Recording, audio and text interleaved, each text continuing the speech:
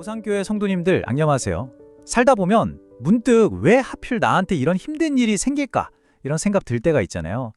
오늘 이동영 목사님의 주일 설교, 역사의 주인이신 하나님이라는 말씀을 통해서 그 질문에 대한 답을 함께 찾아가 보려고 합니다. 자, 그럼 목사님 말씀을 통해서 우리가 어떤 귀한 교훈들을 얻을 수 있는지 지금부터 하나씩 짚어보겠습니다. 오늘 말씀의 핵심은 크게 세 가지인데요. 첫째, 질병을 통해 우리는 뭘 배울 수 있을까? 둘째, 한 선지자는 왜 그렇게 눈물을 흘렸을까? 그리고 마지막으로 이렇게 혼란스러워 보이는 세상 속에서 우리가 정말 붙들어야 할 것은 무엇일까? 이 질문들을 따라가다 보면 역사의 주인이신 하나님을 만나게 될 겁니다. 자, 첫 번째 교훈입니다. 이야기는 한 이방인 왕에게서 시작돼요. 바로 아람 왕 베나닷. 이 사람은 평생 하나님하고는 전혀 상관없이 살았던 사람인데 그가 갑자기 죽을 병에 걸리면서 정말 아무도 상상하지 못했던 놀라운 변화가 일어납니다. 조지 폭스라는 사람이 이런 말을 남겼다고 해요. 마귀도 병들면 천사가 된다. 평생을 교만과 폭력으로 살아온 이 베나닷 왕에게 정말 딱 맞는 말 아닌가요? 죽음 바로 앞에서야 비로소 자기가 얼마나 나약한 존재인지 깨닫고 정말 놀라울 정도로 겸손해지기 시작하는 거죠. 보세요. 이 베나닷의 겸손이 어느 정도였냐면요.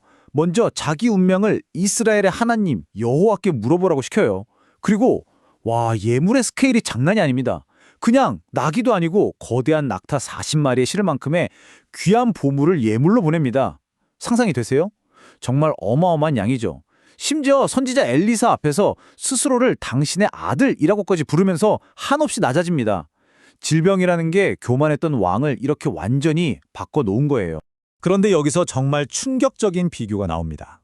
하나님을 전혀 몰랐던 이방 왕은 아프니까 하나님을 찾았는데 정작 하나님의 백성이라는 이스라엘의 왕 아하시아는요, 오히려 이방신을 찾았다는 거예요. 이건 주객이 완전히 전도된 거죠. 정말 아이러니한 상황입니다. 이 두 왕의 모습이 바로 오늘 우리에게 묻고 있는 겁니다. 우리 오산교회 성도님들은 어느 쪽에 더 가까우신가요? 갑자기 힘든 일이 닥쳤을 때, 아니, 하나님이 계시면 어떻게 이럴 수가 있어?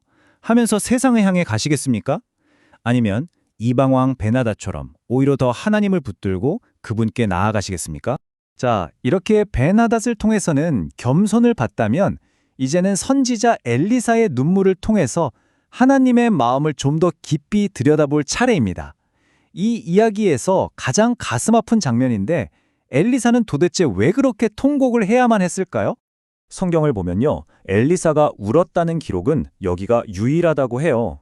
근데 여기서 울었다는 단어가 히브리어로 바카흐인데 이게 그냥 조용히 눈물 찔끔 흘리는 그런 게 아니에요. 광야에서 물이 없어 죽어가는 아들을 보면서 엄마 하갈이 절망 속에서 소리치며 울부짖었던 것, 바로 그런 처절한 통곡을 의미하는 단어입니다. 엘리사가 왜 그렇게 서럽게 울었을까? 바로 앞으로 이스라엘에 닥칠 끔찍한 미래를 하나님의 눈으로 봤기 때문이에요. 벤하닷의 신하였던 하사엘을 통해 이스라엘에 어떤 참혹한 심판이 닥칠지 다 본 거죠. 성들이 불타고 젊은이들이 칼에 쓰러지고 어린아이들의 시신이 토막나고 심지어 아이를 뵌 여인의 배를 가르는 정말 말로는 다 표현할 수 없는 잔인한 일들이 벌어질 걸 알았던 겁니다. 이 엘리사의 눈물이 오늘 우리에게 또 다른 질문을 던집니다. 우리에게는 과연 이런 눈물이 있나요? 영적으로 죽어가는 영혼들, 죄 때문에 하나님의 심판을 향해 달려가는 이웃과 세상을 보면서 엘리사처럼 또 예루살렘 성을 보며 우셨던 우리 예수님처럼 가슴을 치며 통곡하는 그 마음이 우리 안에 있는지 한번 돌아봐야겠습니다. 첫 번째 교훈은 질병 앞에서의 겸손, 두 번째는 죄를 향한 눈물이었죠.